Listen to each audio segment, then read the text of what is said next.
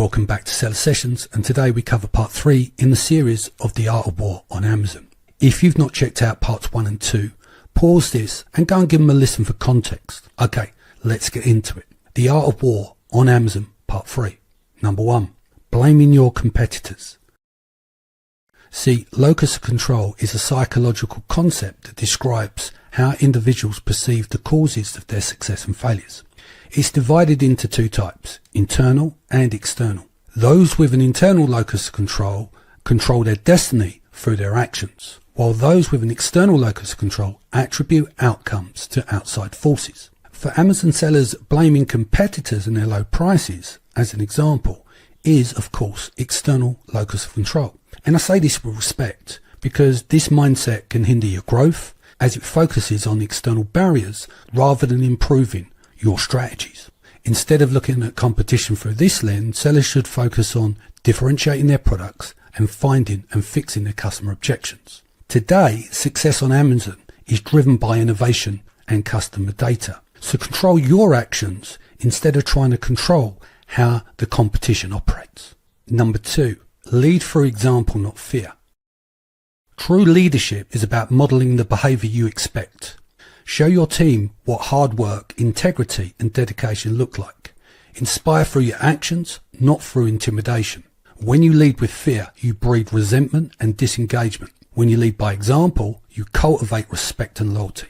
Remember, a fish rots from the head down. Maniacal, narcissistic leaders may get their results early doors, but almost certainly implode at the end due to their pathological grandiosity. Number 3, never outsource your well-being to social media. Social networks are designed for attention, and today, attention is the most cultivated commodity. This is why they have attention engineers to keep you hooked. They exploit your fears and your dreams whilst prioritizing eyeballs over your mental well-being. So it's one thing for you to use it in your business as you use it. On the flip side, you could enter into doom scrolling and it ends up using you. Social media is not the real world, only a set of algorithms placing you at the center of your own filter bubble to turn your eyeballs into cash. And remember, you are what you consume. Number 4, for revenge, dig 2 graves. Seeking revenge harms both the seeker and the target. When you pursue vengeance, you feed anger and bitterness, which can consume your mental and emotional well-being. The cycle of retaliation often escalates conflict, causing more destruction. Instead of finding peace, you end up trapped in a loop, harming yourself as much as the other person. Holding on to anger is like drinking poison from a hose and expecting the other person to die. Don't confuse revenge with not taking anyone's nonsense over and over again. Your kindness is not a weakness, so act accordingly. If the occasion arises, then go close the show. However, the greatest revenge is your success, and it will keep your karma clean. Number 5, the world doesn't revolve around you. You cannot bend the world to your will.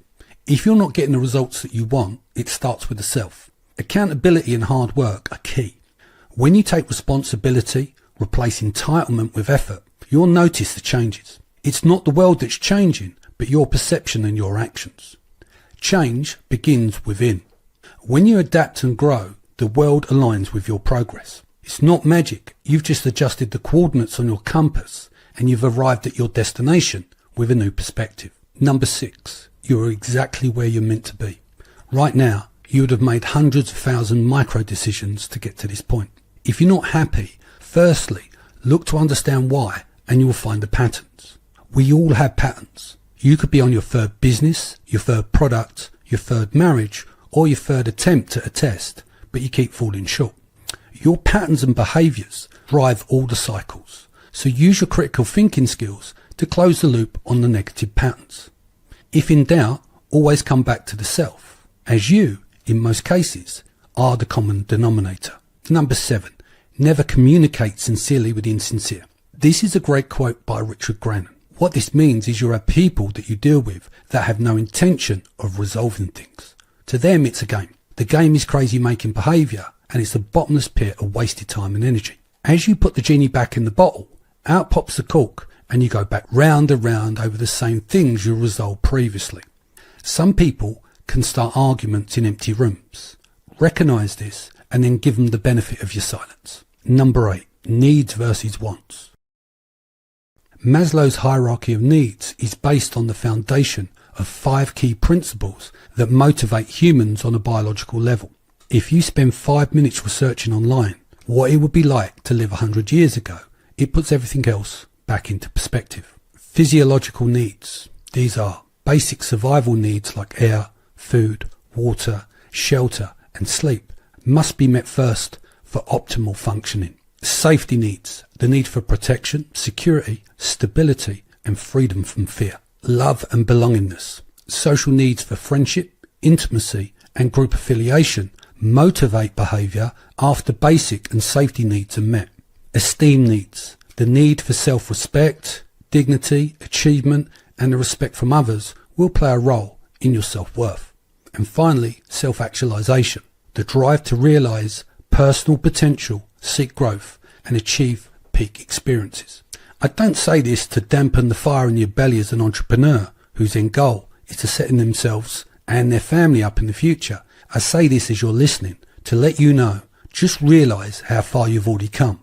This will help put things back in perspective. Number 9, optimise for peace, not happiness. Happiness is a fleeting emotion. Peace is cultivated and can be sustained over the long term. The fastest way to peace is ruthless self-accountability, self-awareness, lack of entitlement, and human connection where you safely attach to the right people. It requires you to have strong boundaries, you hold yourself to high standards, and you remove people and things that do not add to your life in a positive way.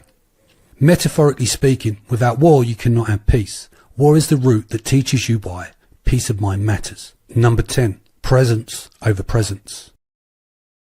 Whether this is your loved ones or your children, grand gestures and presence will never replace your time, attention, and the presence you give to them.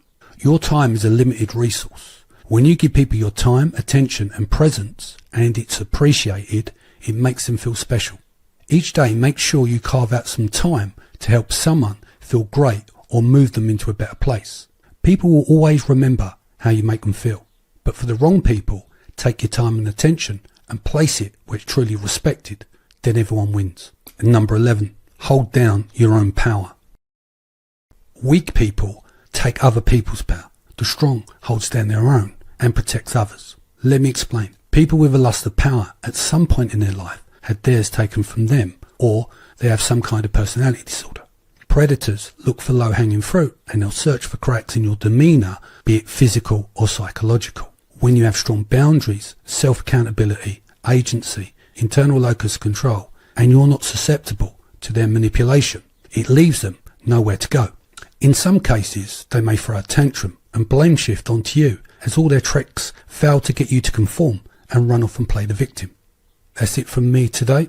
I hope you enjoyed the show. In the final part of The Art of War on Amazon, I will break down the psychology of black hat sellers via the framework of the Dark Triad. As the great Sun Tzu once said, warfare is based on deception, and Q4 is just around the corner. Until next time, take care.